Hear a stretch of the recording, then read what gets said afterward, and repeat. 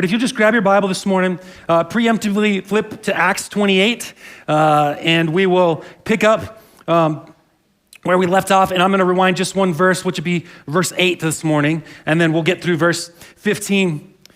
So one morning, Jesus gathered the disciples, and he said, we're going to go on a journey. Don't worry about grabbing anything. Just trust me, we'll go. And so they set out that morning, and they were on their way, and somewhere around lunchtime, Jesus said, hey, would you all pick up a stone? And so they all grabbed a rock, and they began to journey through the rest of the day. And as they got to their destination that evening, Jesus said, did you guys all keep your rock with you? And of course, they had, because they wanted to be obedient, good disciples. And Jesus said, thank you for trusting me. And he said, let's all pray together. And so they did. And when he prayed over them and the rocks, all of their rocks turned to bread. And so he said, here's your provision for the day. Thank you for being obedient and trusting and journeying with me. And so they all had their bread for that day, and they ate it, and everything was pretty amazing, because that's impressive.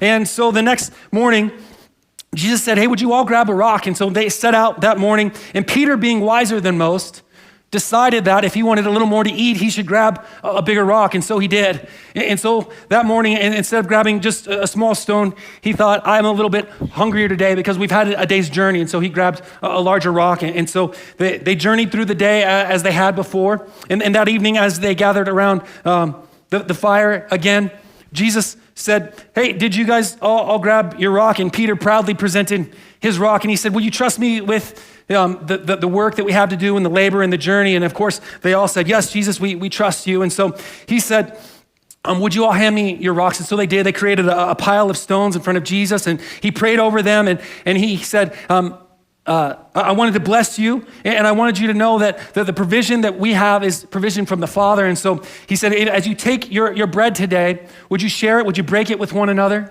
And so they did that, and so they all grabbed their small loaves to Peter's one big loaf that had turned into bread, and he broke it up, and they shared. And as they broke more and more, and the bread had multiplied so that there were piles of bread left over at the end of the night. And Peter was so elated, and he just couldn't believe it. He could hardly sleep that night. And so they went to sleep. And the next morning, they went to set out, and Peter let everybody get just a little bit ahead. And so he began to collect the piles of leftover, now rocks. They had turned back to rocks. But what was bread?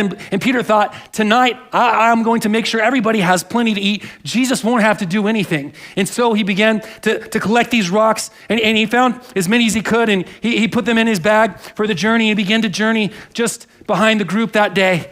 And so it was a little bit cumbersome, but he was just thinking ahead of time how great it was going to be when they arrived at the campfire that night. And he presented all of the feast that he had planned. And so he journeyed through the day thinking about that, and as his shoulder and his back began to get heavy and sore from the journey and carrying this load, he plopped down all the rocks, and they began to camp around the fire. And Jesus said, I want to thank you again for journeying with me and trusting me with provision. He said, would you all go grab a stick? See, he hadn't asked them to grab rocks that morning. He didn't ask them to do anything, but they all went, and they grabbed a stick. And when they put it over the fire, a giant fish was on the fire. And so they all had fish for that evening. They didn't need the rocks that Peter had lugged along for the whole day.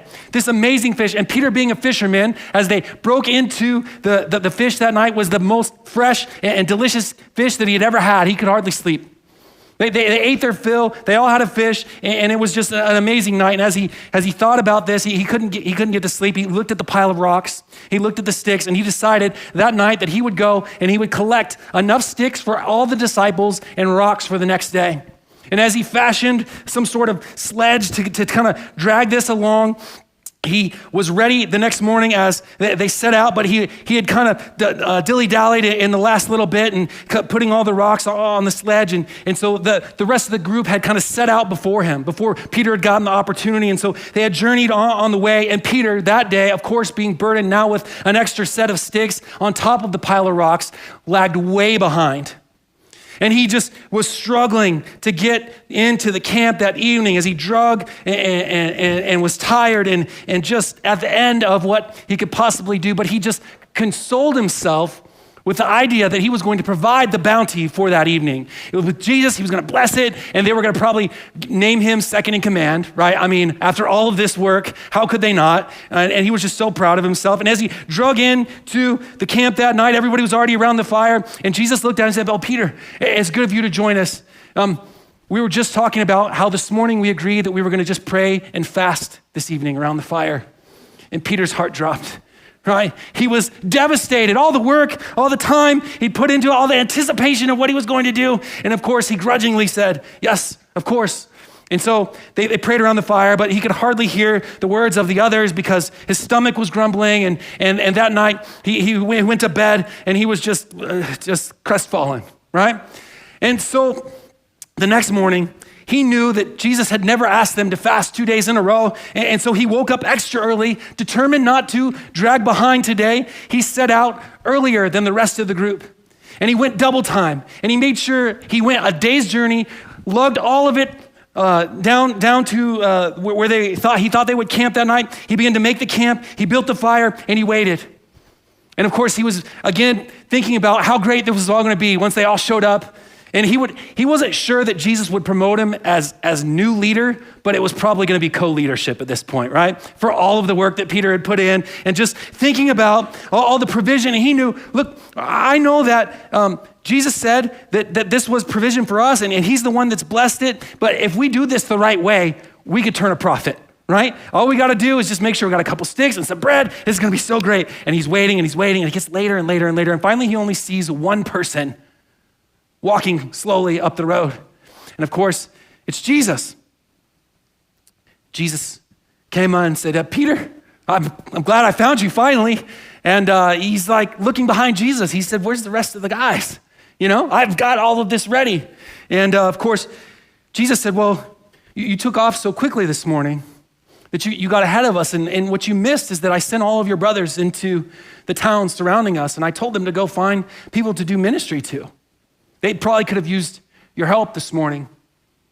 Peter was a little frustrated and he had mixed emotions. He wanted to do the right thing and he had anxiety because he'd stayed up and he'd worked so hard and all of his work seemed to come to nothing.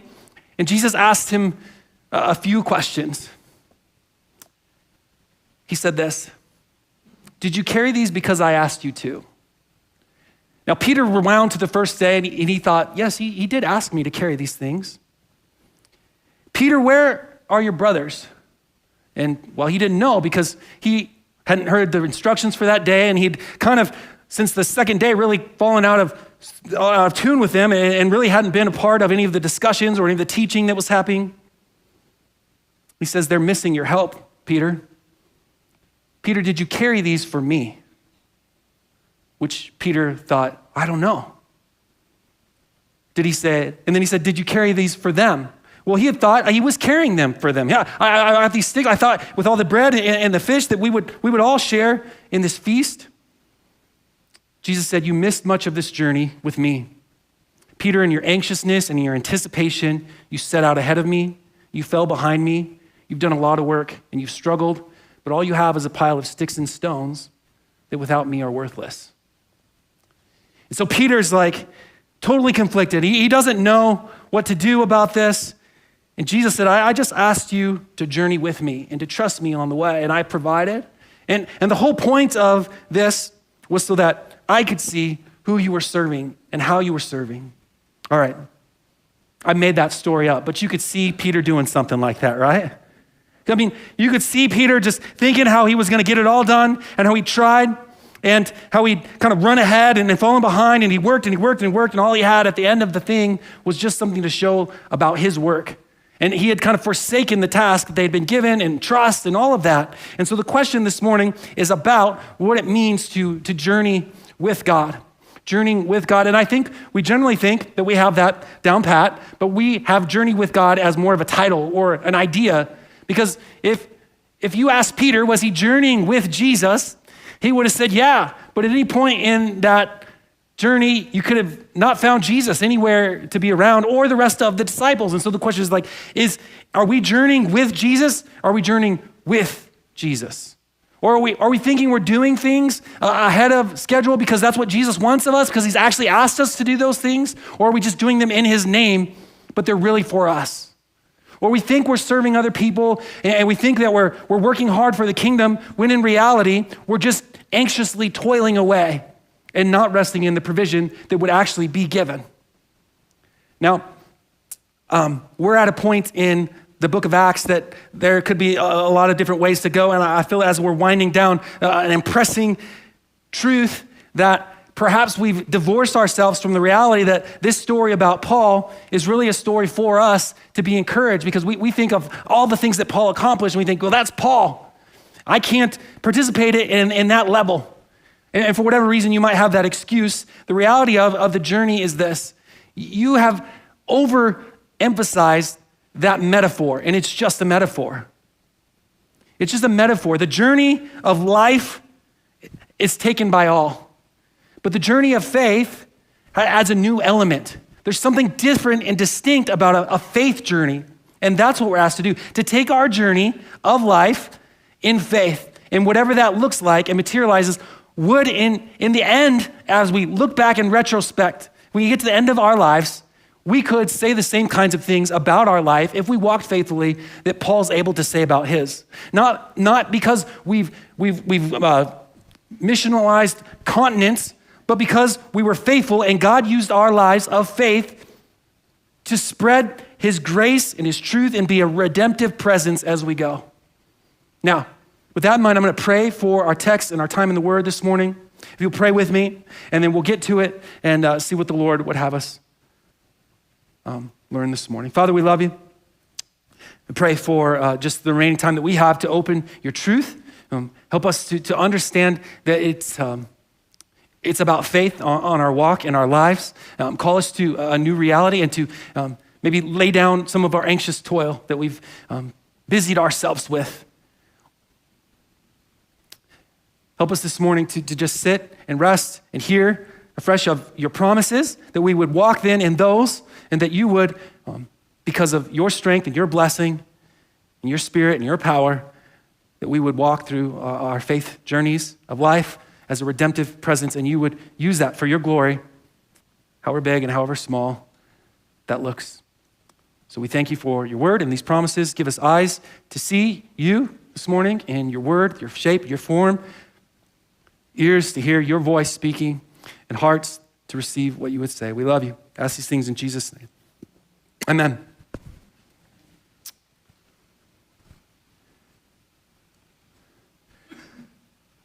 All right.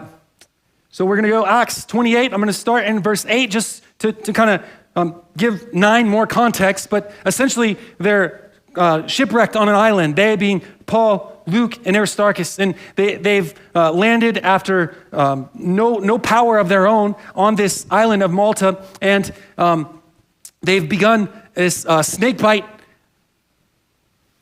tragedy was the beginning of this time on Malta. And because of that, Paul is able to minister the gospel in illustrative form through his experience of being snake bitten, and he survives that. And then we find out in verse 8 that it happened that the father of Publius lay sick, that's the head man on the island, with fever and dysentery, and Paul visited him, and he prayed, and putting his hands on him, his snake bitten yet preserved hands, he prayed for him and he healed him. Now, that's what's just happened, but because of all of that, because of that whole story playing out before the eyes of the barbarians, as they're called, or the natives of that island, they didn't share a common language, and so the ministry had to come from some other way, and this was it. Now we learn in verse 9, it says, now when that had taken place, when then this, that's the whole thing, the laying on of hands, the praying, and the healing, when that had taken place, it says, then the rest of the people on the island who had diseases also came, and they were cured.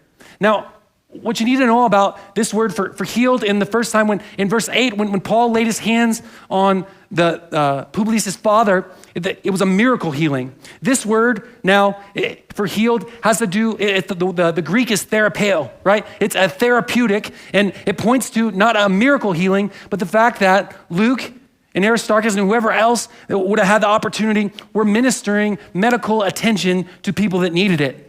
So this isn't Paul divinely healing people. This is people in need coming and being ministered to.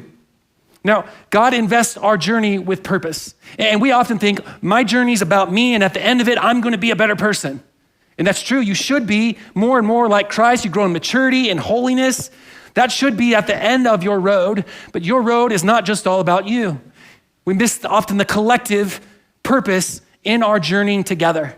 That by being banded together, that he has Luke and Aristarchus there, Paul is being ministered to in the sense that they're able to come underneath and help Paul in this now missions effort on this island. So God invests our journey with purposes that are outside of ourselves, outside of the collective people that we know and who happen to be the immediate journeyers with us, like maybe friends and family or church family. But beyond that, he invests us with a redemptive mission wherever we go. And that doesn't always look like salvation. It doesn't always look like a church being planted and some great revival happening. Genesis 50, at the very end of the book, we get this word from Joseph, who has had this tragic tale of being hated by his brother. He's a child of promise, and he's hated, and he's thrown in a pit. If you don't know the story, he's sold into slavery. He's falsely accused of rape. He's thrown in prison. He spends a long time languishing there. And then eventually, he works his way up to be the second in command of all of Egypt. And then he finally has this opportunity to reconcile with his family. And what he says is that famous line, which is, "What you intended for evil, God intended for good." And then the second half of that sentence is so important. And he said this, "So that many will be kept alive as they are today." Because Joseph was given the gift by God to interpret the dreams, he rightly interpreted there was a famine coming. And so they had saved up food, which was the precipitative event that brought his family back together. But the whole point of Joseph being second in command was not so that Joseph would be second in command of all of Egypt, as though that was an end in itself, or so that this family would be reconciled and that the promise would be preserved. Yet that's also amazing. But so that a land, a people in all of Egypt would just be preserved life. And that's God's kindness, his grace. And he's working that redemptive presence through one person in that story, but that's no different from us. That God's intention is for you to be a redemptive presence wherever you are. That means that you are just an expression of God's grace, whether it be common grace or special grace that is specific about the gospel, and wherever you are at. So here I see a same kind of thing happening. Paul has a specific opportunity. Normally, wherever he goes, he gets real explicit in the gospel, and he wants to see many come to faith, and of course, that would be his mission here too. But what they end up doing is just healing the main man of the island, if you want to say it that way, and his father of a disease, and then they give medical attention to those that needed it. The purposes in our trials are not always seen in the fruit that they bear to us directly. Like you might want to say, I went through that thing so that I could get here. And sometimes we get that fruit, but sometimes we don't get that. And sometimes it's way delayed. Now, we find out as they pull out of Dodge here, there's no mention of anybody coming to Christ. There's no mention of a church being planted. Now, historically, we're told that there is a great church planted, and it was, and now the nation of Malta is a Christianized nation. It's mostly Catholic, but we'll leave that for a minute. So sometimes the fruit is way further down the road than you have ever expected, and yet God is using your redemptive presence, your faithfulness along the way to write his story on the hearts of all of history. Whether that means people come explicitly to faith or not, or he's just using them to heal some diseases and nurse the people to health that were there. Now, it says in the next verse, they also honored us greatly. And when we were about to sail, they put on board whatever we needed.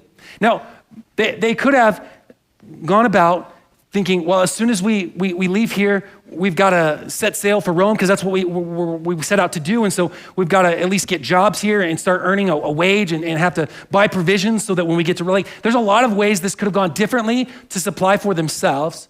But in the way of walking in faithfulness, that God chose to use these largely, as we can tell, unredeemed people to in turn bless and supply Paul and his traveling partners.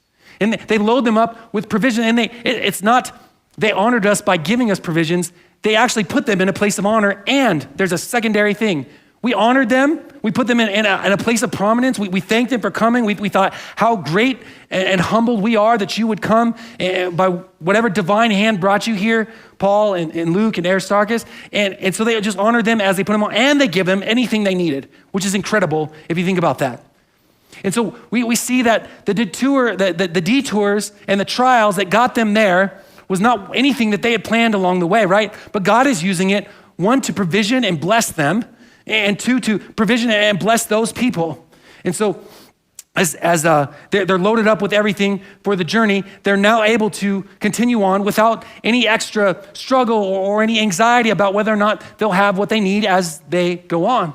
It says after 3 months, then, we set sail. Now, if you've forgotten, they set sail too early. It was the bad part of the season. You don't travel after the fast. But they had, which led to the great storm and the shipwreck and so on. But now they've waited that out. So they wait 3 months for the first open window, if you will, to journey on. And so they waited for 3 months, and they set sail in a ship that had wintered in the island, which is unique and interesting because this is also a ship from Alexandria, which was the same ship or the same origination point that they had started with. And yet they had God had somehow put this ship here. This wasn't a normal place to winter. Like, you're close enough to Rome that if you'd gotten this far, there was no reason why you wouldn't have journeyed further. So there's just one more thing that God had planned and appointed beforehand. It's just a detail that I think adds to our awareness about how God's hand is on this whole thing. And so they find this ship that had wintered at the island, a ship of Alexandria, and it tells us this interesting detail with the twin gods as a figurehead. These twin gods were the patron saints, if you will, of sailors. They were supposed to provide safe journey and travel, and especially for those kind of sailors that were shipwrecked. So there's a touch of irony in this statement, and that Luke observes that they set sail on this ship that was supposed to be, quote unquote, protected by these twin gods. But we know, sort of parenthetically, because we have the backstory, that it's not the twin gods that will ensure the safety of this journey, and it hadn't ensured the safety of their journey either. And so they had set sail with these twin gods as the figurehead. Now, I want to stop and just observe something for a moment. Because when we think about our journey and when we reflect on it, it's much easier to pick out the provisions, the meticulous grace that God's given in each separate thing that's happened, some event, whether it went well or whether it went poorly, something we hadn't expected that ends up being a provision on the way. And in hindsight, we pick those up really well. And if I said, hey, because of those things that Jesus did and how the way that God provisioned you in the past, should that shape your way going forward? And you would say, well, yeah, I think so, right? Now, I want you to ask yourself, but is that generally what you do? And I think the answer is no. And the reason is because when we plan journeys, we plan them in straight lines, right? We're going from here to there. And if there's going to be a shipwreck or not a shipwreck between here and there, I prefer not shipwreck. Yes?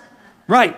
Yeah. So that when we plan journeys, even though we've seen God be faithful when we were making bad decisions or other people were making bad decisions, right? Here again, the story of Joseph. Here again, the story of Moses. Here again, the story of Jonah, right? Even in our sinful decisions or other people's sinful decisions against us, and God's kindness and grace and his consistency, we still tend not to plan in a way that says, I trust God for the next thing. We just say, no, I'd like to take the destination, the nonstop flight from here to there. Now, if anybody deserves a nonstop flight to where his destination is, I guess it's gonna be Paul, right? It's gotta be Paul. But Paul shows us something in his journey that we need to learn, which is you don't set the course.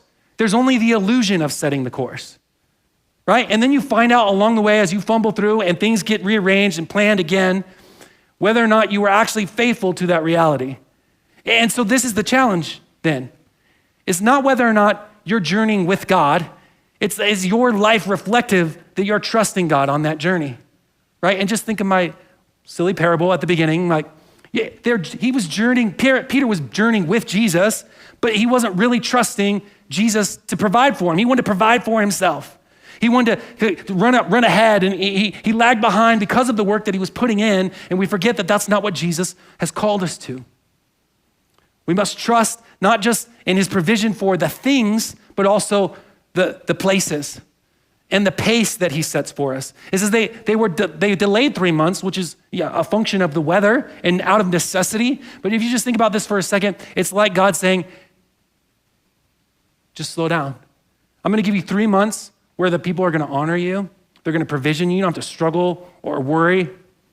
You're going to be fine. And there's an underlying irony in this whole thing, or I don't know if that's the right word for it, but the island of Malta in Phoenician, which is the language that they spoke, means refuge or place of refuge.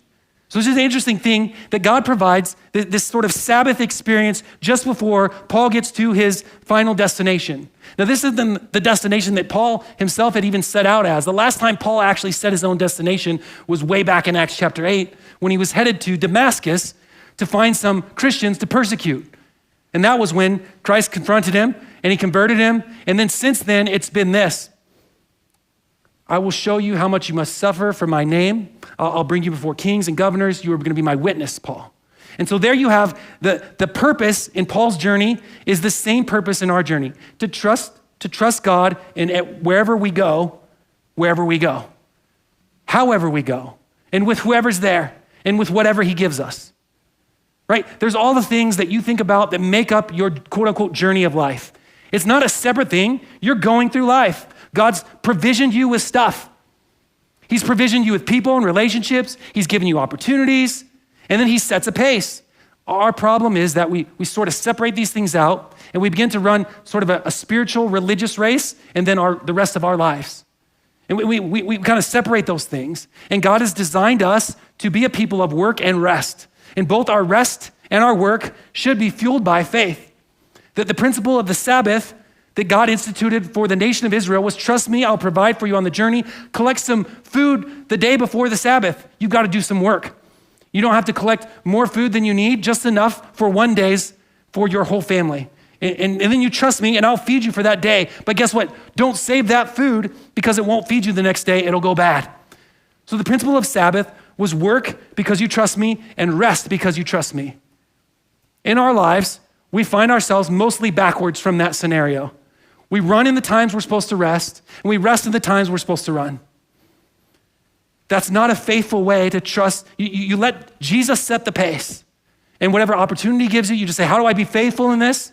I need to wait here. We've got some time, and we're just going to rest in what God's given us. And when he gives you the opportunity to minister and work and do, you do. So now, here they are, journeying to Rome by other people's decisions, other people's hands, but God's provisioning, even from unrighteous sources, if you want to think about it that way. And it says, putting in at Syracuse then, we stayed there for 3 days. So they travel north to Syracuse, and they go just by Sicily, which is the center of the universe, by the way. It's just for me, if I'm Italian. So they go, guys, the center, okay, never mind. So putting in at Syracuse, we stayed there for 3 days. They have a respite there. And then from there, we made a circuit and arrived at Rhegium. And after one day, a south wind sprang up. And on the second day, we came to Puteoli. Now, the only thing you need to know about that is that that wind double timed them an extra 200 miles. So they made it to their destination rather quick. So finally, after months of delay, setting out and from Caesarea on his appeal to the Roman Caesar, we find now these words. There we found brothers, and we were invited to stay with them for 7 days. And so we came to Rome. And that's a big ha. And so we came to Rome. He finally, where he was told he was going to go, there's only one Caesar to appeal to. There's only one true king in all the land, and this is him, and now he's in the land of the Roman Caesar. And so we see sort of Paul arriving at his destination, if you will, but it's not really his final point. And then we get this word here that there's some brothers already in Rome, which should impress you because Paul's never been to Rome. This is his first time there. What he has done, though, is written the book of Romans, what we call the book, but he wrote as a letter, and it had preceded him, and it had evidently generated faith in either those who were faithful Jews and who had been converted somewhere along the way, also had migrated here, but for whatever reason, they were able to find some brothers who they were able to stay with as they already had arrived in Rome. And it says, And the brothers there, when they heard about us, came as far as the Forum of Appius and 3 taverns to meet us. And on seeing them, Paul thanked God and took courage. Now, what you might expect to find at the end of the letter of Romans that Paul had written in the hopes that he would be able to convert some in Rome to this new faith in the Jewish Messiah, is that when Paul arrived, the brothers saw him and they took courage. Aha, somebody to help. Paul's here. Can you believe it? Now there's that element. That's true. That happened. But it says Paul took courage. Paul was strengthened. Paul was encouraged by the brothers that were there. It doesn't ever tell us that Paul was discouraged, though. We don't have any insight that like he was feeling downcast or trodden down, or that he wasn't having the effect that he'd hoped he had. But as he sees these brothers coming, and they come to greet him, behind the language there, they come out and they greet him, Paul is encouraged. Now, you might think, well, that's just good because, he gets to see that Rome had some belief before he had ever arrived. And that's true, but the places that are mentioned there are the Forum of Appius and 3 taverns. Now, I want to tell you, in Rome, that saying, all roads lead to Rome, okay? Rome was the first nation and empire to build a superhighway. They had a highway from the capital all the way to the eastern coast, and it was called the Appian Way. And so they had built this, I think it's, I don't even want to give you miles, in excess of 400, I think, but don't quote me on that. So they have this main thoroughfare that runs through the whole country. And so what happens is, as they set to land, somehow these brothers had heard that Paul was there, and they travel the Forum of Appius to get to where Paul was 44 miles. They traveled 44 miles to greet Paul, and that's why Paul took courage, because these brothers who he didn't know anything about had traveled more than a grueling day's distance. Now, if you don't know how far 44 miles is, if you began walking right now out this door, walk down the street, turned right on Arapahoe, and began walking up I-25, how far do you think you'd get?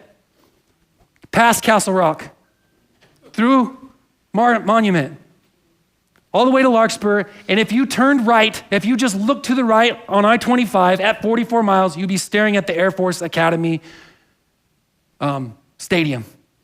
That's 44 miles. That's how far this band of brothers walked to greet Paul, who had just sent this letter before them. And this is why Paul takes courage in this truth, because of that, because they had gone out of their way to greet him as a brother that he had no awareness of. Now, that's all good for Paul and perhaps encouraging for us, but I want to help you see something about the journey.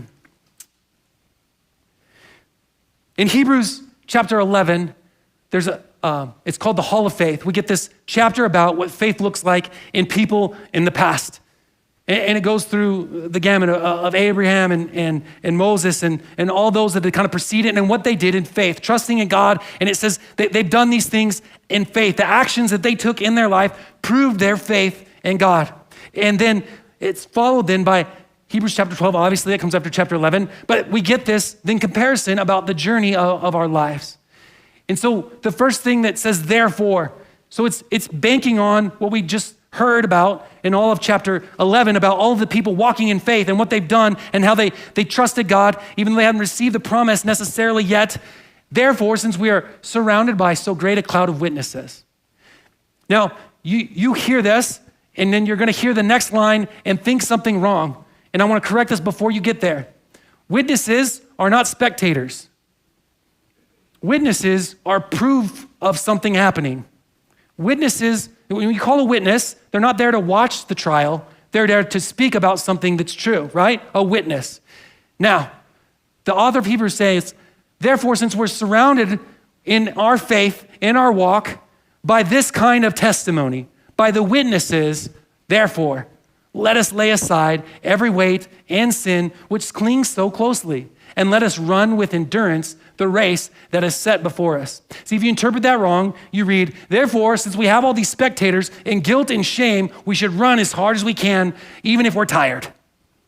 But that's not what it says.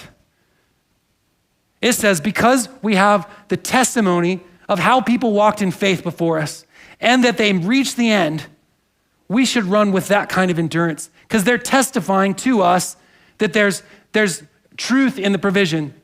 There's a source, there's a goal that you get to that's unchangeable. So run with endurance knowing that that's true. Now, there's an addition to that or shaping of that, and it says what we're supposed to do. Looking to Jesus. So our attention really isn't fixed on the witnesses, but it's saying, hey, if you need some motivation, if you need some means about doing this, here's the testimony. You're surrounded in the faith with a cloud of witnesses, but it says, looking to Jesus, who's the founder and the perfecter of our faith. That's the beginning and the end, the author and the finisher. He's the pioneer, the one that walked before us and established the faith, but then also the completion of it, the perfecter of it. There's a couple ways you could take this, and I think they're both intended, and so they're both good, and I'll give them both to you. So the first is this, yes, what he began in you, he'll complete. The beginning of your faith, Christ, in faith, is going to be completed in the same way, in faith. But also, Jesus is the beginning. He is the purpose. He is also the end. So that it's not, I started with faith in Jesus and then I ran until I was holy and equal to Jesus. No, how you began it is how you end it. He perfected it. The beginning is the end. Does that make sense in some way? He is the beginning and the end. He's the author and the finisher. He's the perfecter of our faith. Now it's going to give you how that looked for Jesus, who for the joy that was set before him endured the cross, despising the shame. Knowing that he would experience this, it's giving us, as Jesus had, quote unquote, an example of faith. Now, Jesus doesn't have to be unsure about anything, which should tell you something about the nature of faith. It's not an unsure thing. It's knowing what will be the outcome of this. In faith, and for the joy that he knew would be at the other side of the cross, he experienced it, despising the shame, and now the goal, the completion of Jesus' faith is that he's seated at the right hand of God. Therefore, you have the source to look to him. So you're looking him. That's the prize of the upward of the heavenly calling. Is your goal is to go forward and upward and just to trust God, not to run to a specific destination. And that's the problem. Your destination is not a place. It's not a certain amount of achievement. It's not how many rocks you carried or sticks you collected, right? It's none of those things. It is trusting Christ. Just to trust him more and more. That's how you advance on the journey. That's how you glorify God with your life. That's how you have a redemptive presence wherever you go, because he's working through you, and in faith, you're trusting him and you're walking, and he's doing ministry to you, to those that are around you, and through you, whether that means salvations or not. Now, I've got a couple more points, and then we'll be finished. Journeying with God is not separate from our journey of life, and I think that's just the primary thing.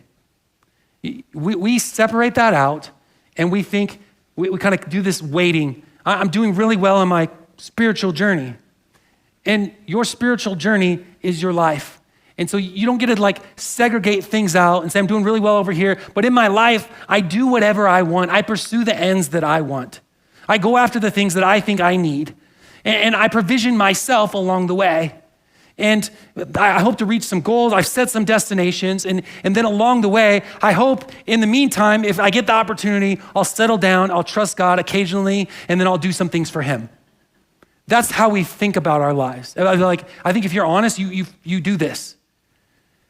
And the journey is all one and the same. And so you need to see that I know who I'm speaking with. And if you feel tired, I don't have anything else to give on the journey. I don't know what else I can contribute. I've given all that I can. I'm physically worn out.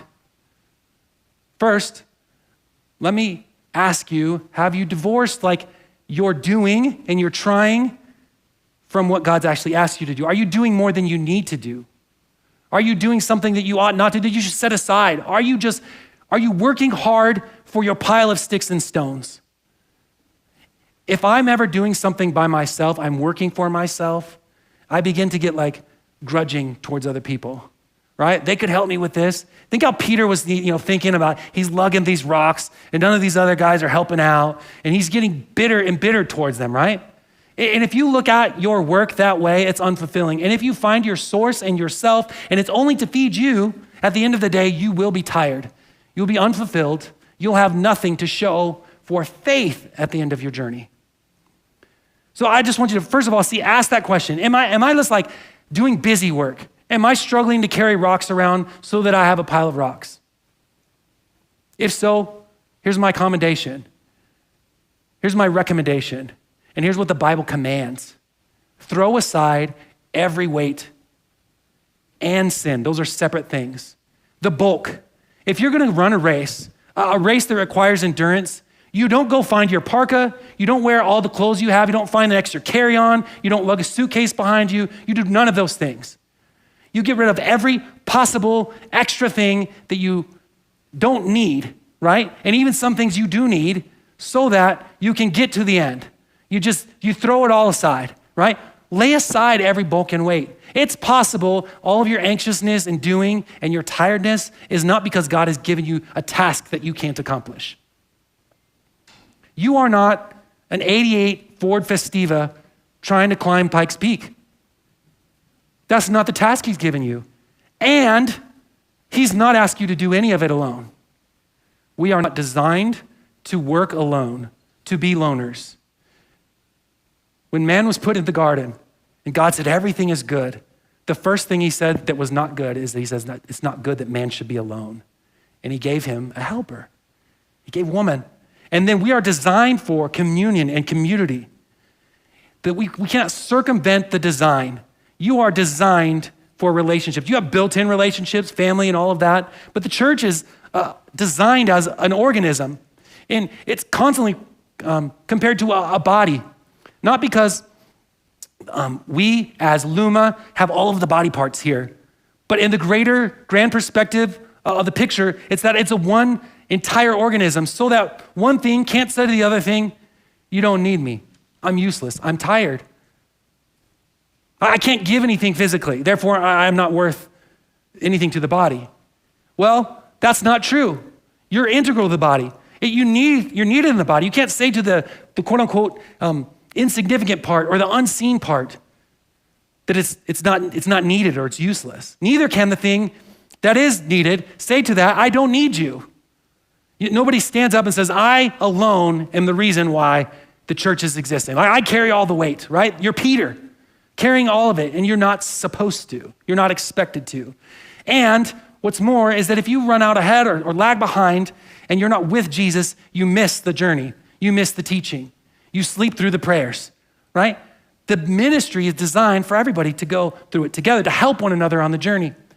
We want to be Paul in this story. But you know what I want you to be? I want you to be the brothers from 3 Taverns. I want you to be the brothers from the Appian city, right? They run 44 miles. You will not run 44 miles for anything if you're carrying any weight. You've got to throw it all down.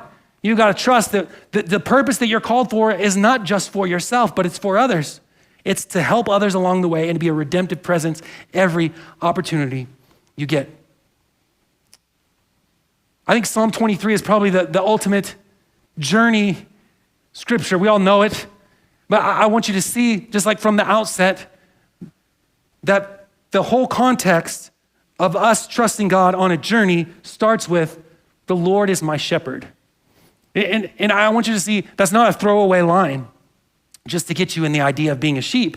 It's the shepherd is the one that provides. The shepherd's the one that directs. He's the one that says, here's where we're going. He says, here's how far we're going. He said, we're going to stop here. And we're going to rest for a little while. Or we're going to go and we got to hike a big mountain. And you're going to see that he'll lead us places that we don't necessarily want to go, that we had not anticipated, and yet he's doing it for our good, but always for his name's sake. And then we see the second half of that says, I shall not want. And you might hear this as a prohibition. Tisk, tisk. You don't want anything. You shouldn't want anything. Shame on you for being in need. That's not what it's saying. It's a promise. Because the Lord is my shepherd, I will never want for anything. If you want for something, it's possible your eyes are fixed on the wrong thing. whatever God wants you to have, he will give you. Now, you may have to ask for that thing, seek it in prayer, right? He wants you to come to him. That's just for free this morning. But I shall not want is not a prohibition. You have to trust God as your provider and the way maker and the way keeper and the leader, okay? And he's going to provide for you along the way. And he makes us lie down in green pastures. We love that one. I love green pastures. I like lying down. I want to sleep late, not as late as my wife, but that's okay. I can't do it, okay? He leads me beside still waters. We like the still waters because those are nice and we can fish and do all the nice things, right? He restores my soul, but he leads me in paths of righteousness. And that means that your way is set by what is best for you. He's going to lead you in a righteous way, not in a way that will make you soft and fat, but he will keep you in a way that is good for you, that will raise you up, nurture you, mature you into the nice, good, faithful sheep that you should be. He will keep you from those things. The paths of righteousness are so that he's glorified as the good shepherd, not so that you're glorified as the perfect sheep. The path of righteousness is for his name's sake because he's good and you will honor it and he will be given glory through your life. And even though, you know this one, though I walk through the valley of the shadow of death, which is the deep darkness, the deep, deep darkness, it's emphatic. I will fear no evil. Why? Because you're with me. Your presence is with me. Lo, I'm with you always. Go in conquering. I'm with you. And the way that God is most with us is not in figmentive, I'm journeying with Jesus. You have, yes, his spirit with you, but do you know how Christ is manifest to you? Do you know what manifest means? Made visible. He's manifest to you in the person on your right and your left, the person behind you. The body of Christ is the manifestation of Christ to you. I am with you. Are you trying to go it alone? So that's the other reason why you're probably tired. Or you feel like you don't have anything to offer because you're on your own and you're moseying your way through and you're dragging stuff along that you probably don't need and you're not using any of the community that you've been given to encourage you, to help you struggle through those things, right? And you're not there to help them and to encourage them through the struggle. You cannot live isolated lives thinking that I will complete my own journey for my own ends. You're surrounded by the cloud of witnesses. That's your testimony to keep going forward. If you try to self-motivate and self-get through, you're not letting God be your shepherd or your provider for anything. Your rod and your staff, they comfort me. Now, these are important. The rod is the guiding correction, and the staff was to defend. God's given us his word to help guide us through. He's given us the Spirit so we can be guided into truth. He defends us from unrighteousness, from those that cause evil against us, but even the things that happen to us are for his glory and our good, so that many may be kept alive today. And here we go. You prepare a table before me in the presence of my enemies. That even in the midst of people that are in opposition to the gospel, people that are in opposition to the church, things that we think that we can't overcome, you cannot, but yet in the midst of that, there's a table of peace and provision. That we can come knowing that we have communion with God, and he's providing. You anoint my head with oil, a picture of the Spirit, my cup overflows. He doesn't just pour a little bit of wine, just enough for today, but so much so that it should bountifully flow out on others who are around us. And surely goodness and mercy shall follow me all the days of my life, and I will dwell in the house of the Lord forever. And I just want to stop and end on this word. Not that at the end of my journey, if I do this right, I'll get to the house of the Lord. He says, this is the picture of dwelling in the house of the Lord. I'm already there, and I'll stay there because of him. I get to be in the house of the Lord, in the community of faith. The picture that you have right now is a picture of the kingdom. It's not perfect. We mess it up all the time. But God's goodness to us is provisioning us on the journey, not always with stuff, but primarily with people. God's mission is not to get a bunch of stuff, but to redeem people. And you are one of those people. And he wants to use your life journey as a redeeming presence, like a little magically flowering thing everywhere that you go, so that the kingdom is spread wherever you go. And you're not responsible for what that looks like, what that fruit bears, but you are responsible for, in faith, trusting him with the provision. Yes and amen. Yes? Okay. With that being said, we see Paul arrive in Rome, and we've got, I'll say 2 weeks. Don't hold me to it, but 2 weeks left in the book of Acts. And so I want you to see that as Paul's sort of maybe drawing to the close of his journey, it's not really the close of his journey. It's been passed off, and here we are supposed to be carrying that on. And we should see the testimony. We can just add Paul to Hebrews 11. Just one more in the cloud of witnesses that tells us what a faithful life bears. And if you're like, I don't know if I can make it, I don't know what to do, I don't know if I can run hard, you don't have to. It's not about the physical effort that you can give. There's so many other ways to contribute. But what are the things that God has given you? What stone has he actually asked you to carry?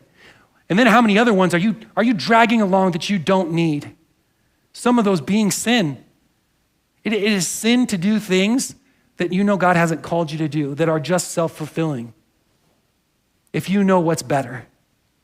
So God's calling you to what's best. So my commendation is just trust him in faith. He's our good shepherd. He will lead, guide, and provide. Father, we love you.